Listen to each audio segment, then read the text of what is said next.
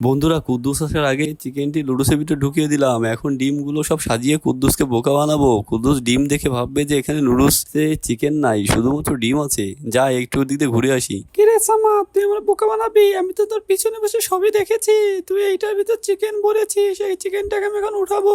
উঠাই চিকেনটা এখন আমি ডিমের নিচে ভরে দেবো, যাতে সামা ঠিক না পায় যে এখানে চিকেন আছে। এখন হাড্ডিটা আমাদের নুডলসের নিচে রেখে দেবো। এখন ডিমগুলো উপরে দিয়ে ভালোভাবে দিয়ে দেবো, যাতে সামাদ না বোঝে যে আমার এটার ভিতরে চিকেন আছে। এখন এটা রেখে দেই। এই কুদ্দুস, আয়, তোর জন্য চিংড়ি মাছ নিয়ে এসেছি। আচ্ছা বন্ধু, ভালো করেছিস। আচ্ছা কুদ্দুস, তুই দেখ এখানে কোনটা তোর ভালো লাগে, যেটা ভালো লাগে সেটাই তুই নে। আচ্ছা বন্ধু, আমি এইটাই নেই। ও বন্ধু, এটার ভিতরে তো অনেকগুলো ডিম আছে। ডিমগুলো তো অনেক মজা। আচ্ছা তুই ডিম খা, আমি লেবু খাই।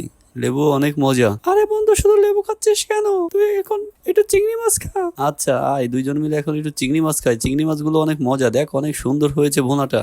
আজকে অনেক